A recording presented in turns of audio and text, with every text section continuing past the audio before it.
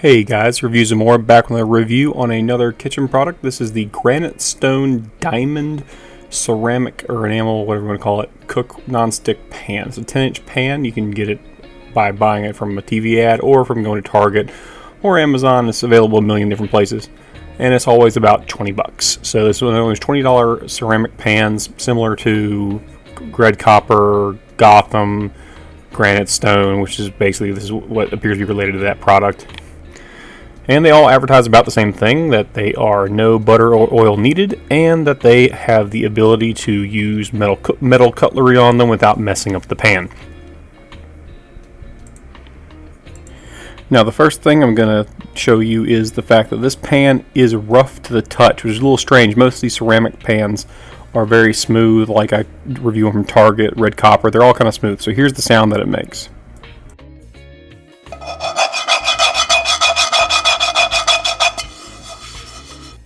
So roughly it feels like a fine grit sandpaper, so that's a little off-putting for these kind of pans because you want them to be relatively smooth.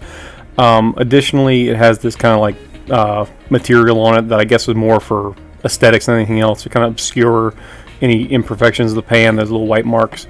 And I will say this, I'll do a little spoiler, the thing scratches with metal cutlery. I use a metal spatula and it put a pretty big scratch in it. And I think part of the reason why they have that like diamond quote-unquote stuff in there is simply the fact that it helps obscure any defects or scratches in the pan itself. And there you see it's pretty much perfect just because it's straight from the store. I thought that might be a little scratch, it's not. That's part of the coating. It just looks a little off from the rest of it.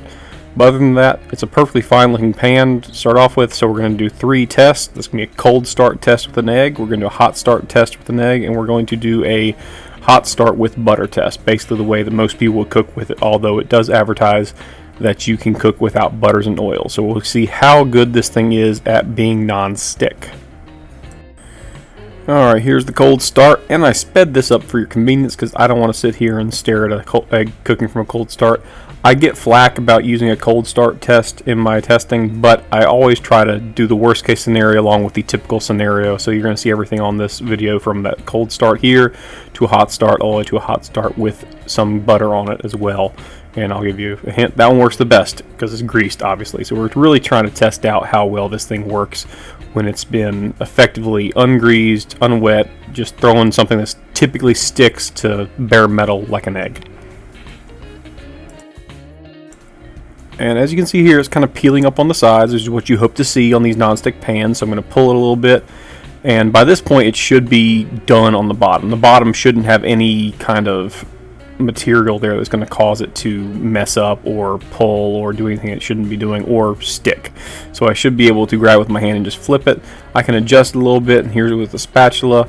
And right there you see where it kind of grabs. I wasn't really expecting that too much, so I'm going to leave it alone for a little while. But usually by now with any other pan, especially like there was a Target brand pan that I did that was gray. You can find that video on my channel, as well as I've done Gotham and Copper Steel and Blue Diamond. They all seem to not grab it quite as tightly. So we're going to just pull this one after a little while of cooking to see if maybe we can get some better results out of it. And it does stick. Now this is a worst case scenario, so I'm not calling this pot crap by any stretch of the imagination. It's just that it doesn't quite do as well at this worst case scenario kind of test as, let's say, the Gotham steel pan does that I've reviewed and shown in the past. And unfortunately it does stick, so it's not I don't think it's up to the same quality as Gotham steel. That doesn't mean it's a bad pan. And I will say this, the Gotham steel, it also says you can use a metal item on there just like I am, and I refuse to do that because I know it scratches it. No matter what these companies say, these enamel pans do scratch with metal. They do. There's no way around it. They always have. I don't know how they get away with that advertisement. They're great non-stick pans, but you got to treat them like a non-stick pan.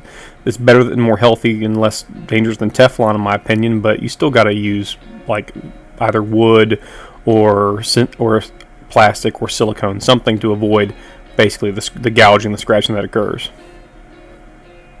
And yeah, so it's stuck. But that being said, it might have stuck, but the cleaning was very, very easy. It didn't take long at all. Just a quick wipe down.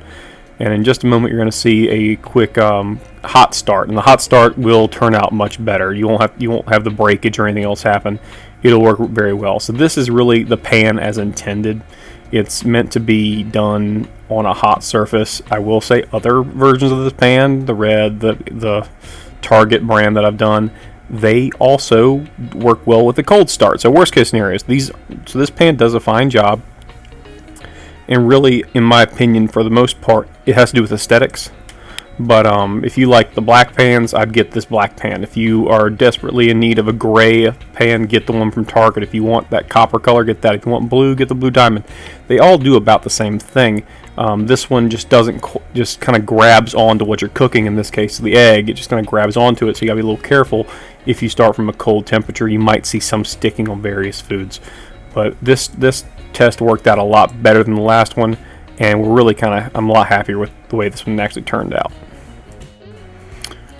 Yeah, and it just slides around once it's cooked and taken care of. So once basically all the liquid has been sealed out through the cooked side of the egg, it slides around pretty well. So that's overall a pretty daggone good test. I'm kind of happy with this pan overall.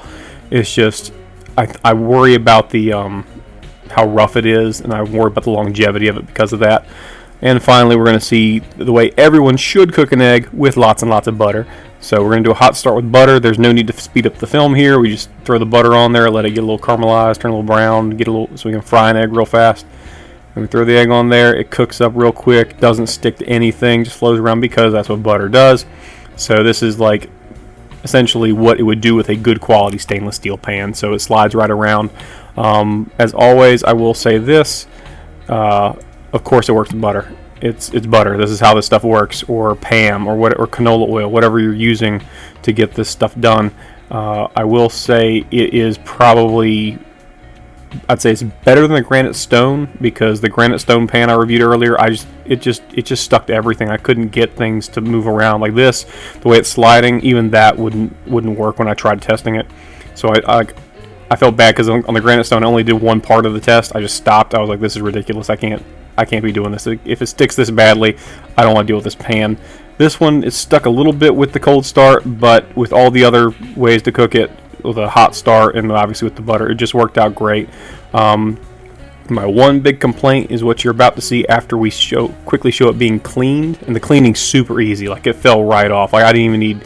I needed a damp cloth. It was great. A damp cloth and a quick wipe down after it had cooled, which was also kind of nice. It had cooled off, so it wasn't even like hot butter, just easy in pieces coming off. It was relatively cool at that point.